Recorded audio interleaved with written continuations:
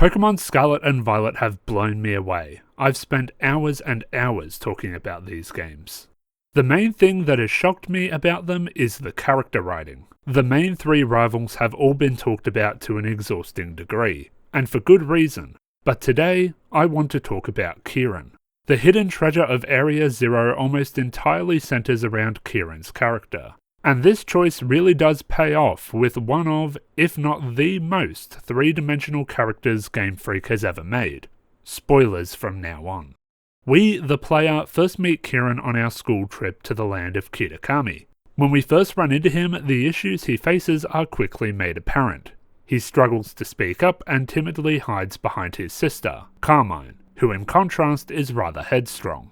She asks us to battle and pair up with him for the school trip, knowing he wouldn't ask himself. Kieran gets mad at her for doing so, showing he's got a bit of a stubborn side as well. The pair activity is to learn about Kitakami's heroes, who are killed protecting everyone from an evil ogre.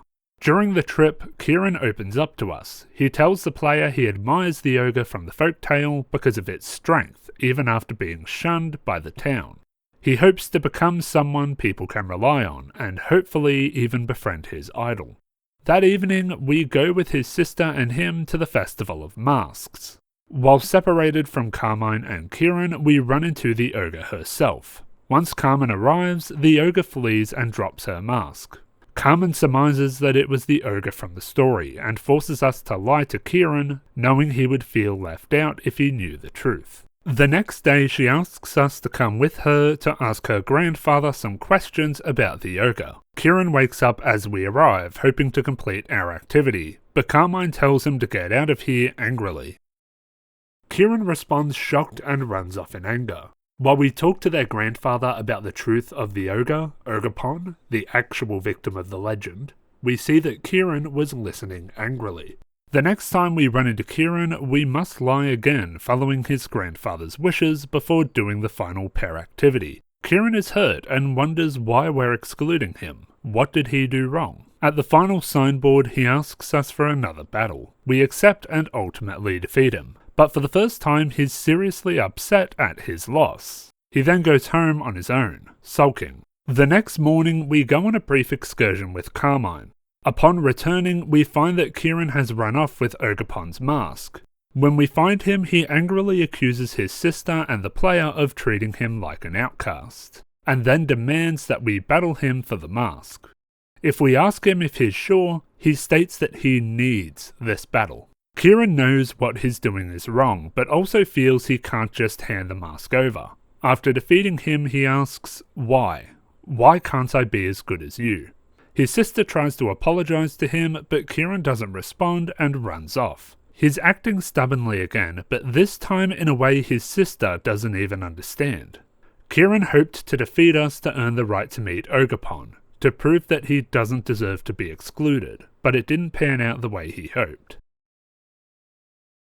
Soon after Kieran runs away, the Loyal Three, the false heroes in the legend of Kitakami, are revived, likely in response to Kieran's own envy rushing into the monument. They run off, seeking revenge on Ogerpon. Carmen convinces Kieran to help defend Ogerpon from the three. At her den, he apologizes for what he did with the mask, admitting that his anger got the best of him. Carmen gives him an opportunity to return Ogerpon's mask to her, but she's too scared to take it from him. Kieran gives us the mask to return instead, knowing Ogerpon is open to us. Knowing Ogerpon doesn't trust him at all only complicates the feelings of inadequacy he already has. After returning the mask, Carmen and the player chase after each of the Loyal Three. Instead of that, Kieran chooses to go and tell everyone in Masui Town the truth about Ogerpon alone. I'm not entirely sure why he did this, but I imagine it was to try and gain Ogerpon's trust. It's a truly admirable action. Kieran's ancestors didn't tell anyone out of fear that no one would understand, and that they'd become angered in return. But Kieran risked that and did the right thing, and ultimately everyone in Masui did understand and apologized profusely. Ogerpon clearly hid away from the people of Kitakami for centuries, afraid of what they might do to her. We happen to not be from Kitakami, so she wasn't afraid of us. This is only proven by how she runs away from Carmen. and how Kieran never saw her when he went to her den. Now Ogerpon was finally free to live and be with the people whenever she wanted. This would have been a good end to the story, for Kieran to win over Ogerpon's friendship through his action, for this to be the conclusion to his story, but Game Freak gave us one last twist. When we take Ogerpon back to her den, she instead decides she wants to go with the player and leave Kitakami. Kieran's body language shows he has conflicted feelings about this development. One of his dreams was to be Ogerpon's friend. He tells us he wants to be Ogerpon's partner and asks us to battle him for her. He knows this is selfish, that it is wrong, but he also feels that if he gives up here, if he loses the chance to become Ogerpon's partner, then it's all over. Kieran also has a brand new battle theme that is a complete 180 of his previous one, and all his Pokemon are now holding held items.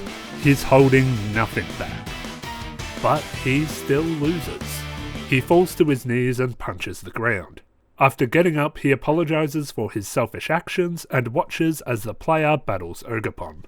After we defeat and capture her, he congratulates us while holding back tears, and then laments to himself saying, Why can't I be like you?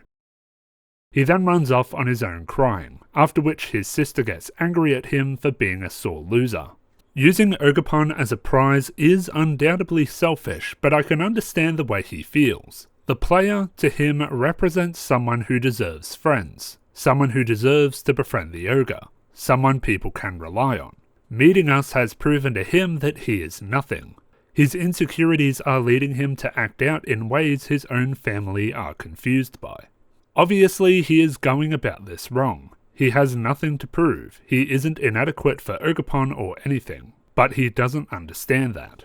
Teenagers oftentimes start rebelling to try and accomplish their own goals. Kieran's idea is to pursue strength. The end teaser confirms he will continue to trek even further down that path. The Teal Mask's narrative is brilliant. It's absolutely up there for one of my favourite Pokemon stories ever. But it is only part 1. The Indigo Disk continues after a sizable time gap. Carmen and Kieran have returned to their school, Blueberry Academy, and at Carmen's request we are accepted as an exchange student there. After meeting up with her and battling, she asks us if we've run into her brother. Coincidentally, right afterwards, we hear Kieran berating another student below the plaza we're on. Carmen asks us to hide from him and we eavesdrop. We immediately see Kieran has changed his appearance significantly, removing the awkwardness that has followed him his entire life. He's pulled back his hair and his meek demeanour has completely vanished.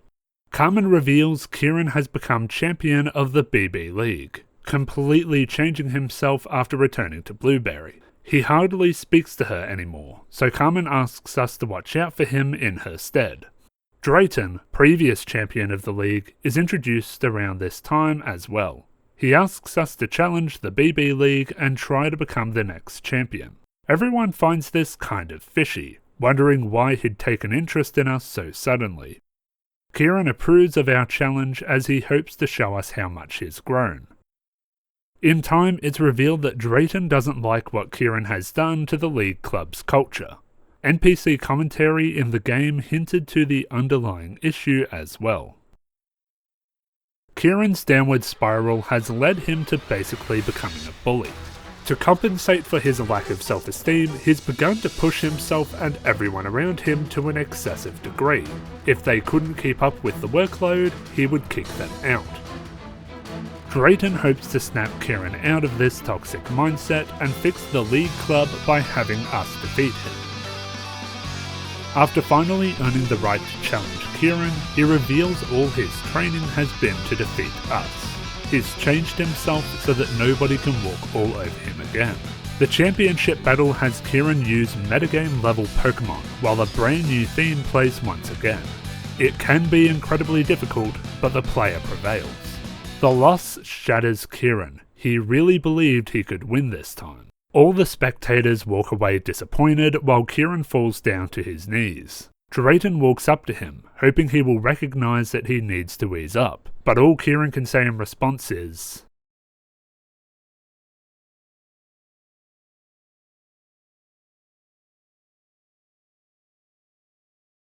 Defeating Kieran wasn't enough to make him realise obsessing over strength won't help him.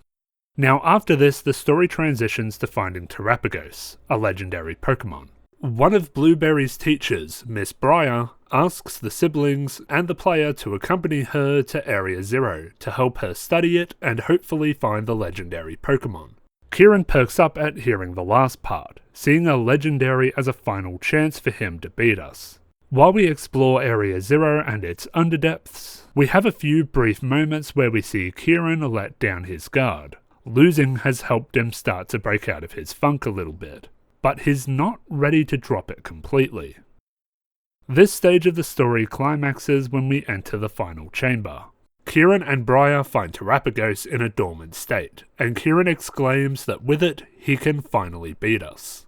As he starts to pull it out, Carmen annoyedly questions why he's still going on with this, and in response, Kieran goes on to explain exactly how he feels.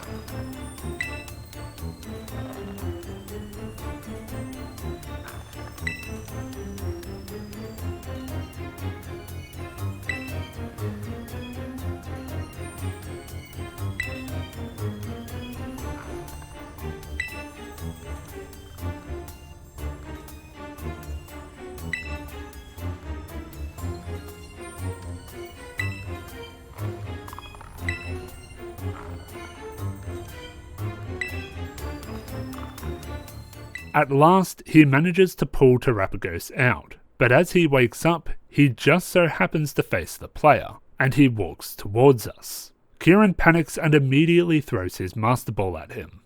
Imagine your last hope disappearing before your very eyes. I know if I were Kieran, I would have been terrified. Kieran then battles us with Terapagos, but again loses. Carmine tries to get her brother to drop this, but Briar interrupts, asking Kieran to terrestrialize Terapagos. The Pokemon's full power has not been unleashed yet. Kieran does as she asks, but in his stellar form Terapagos goes haywire. Kieran tries to recall him, but Terapagos breaks the Master Ball in half in response. The player and Carmine start to fight at Briar's request. Carmen, whose last Pokemon doesn't last long, begs Kieran to help the player, but Kieran has given up. His pursuit of strength hasn't helped him become a greater person, and now it has put their lives in jeopardy. This continues until we call out to him encouragingly, telling him we can do it together. With tears in his eyes, Kieran snaps out of it, defeating Terapagos with us. He then tells us that we need to catch the legendary, not him. After the fight, Briar apologizes for her actions, and Kieran apologizes to everyone too. He admits that he looked up to and wanted to be like us so badly that the only path he saw was to push himself relentlessly. And now he's ready to give up on his dreams, believing he doesn't have it in him to be like us anymore. We reject that notion, telling him that's not true at all. He's a really cool person as well. Kieran tries to respond but just breaks down into tears. Carmen does as well, happy her brother is being honest with his feelings. Now Kieran can finally take a step forward as a person. It's simply dazzling. On the way back to Blueberry, Kieran affirms to us that he's going to make things right and apologise properly to everyone he troubled. He then asks us if we could start from zero and be friends again. Needless to say, we nod and smile back, knowing throughout the game we never stopped considering him our friend. This final cutscene in presentation, dialogue, and music is nothing less than beautiful, but the story didn't exactly feel complete until I learned of the epilogue. Kieran at the end of the Indigo Disk is revealed to be taking a break from school. In Mochi Mayhem, we along with our Paldean friends visit Kieran and Carmine in Kitakami. Kieran's mostly returned to his previous self, but is now noticeably less shy. Thanks to this, he manages to befriend Nimona, Arvin, and Penny. It's some good stuff. After spending a few days with us, he feels ready enough to go and return to Blueberry. There are a lot of interesting conversations once that happens. But to sum it up, we see Kieran doing his best to reconcile and connect with others, and to have more genuine confidence in himself. It completes his arc. This story is incredibly compelling. In an attempt to grapple with his insecurities, Kieran became overly self-centered and started to hurt others. With the player's help, Kieran learns he can't just solve his issues by pursuing power stubbornly. We're able to help him take the steps needed to become a more well-rounded person. After this game, I'm incredibly excited for the future of Pokemon's character writing. Please support the hidden treasure of Area Zero.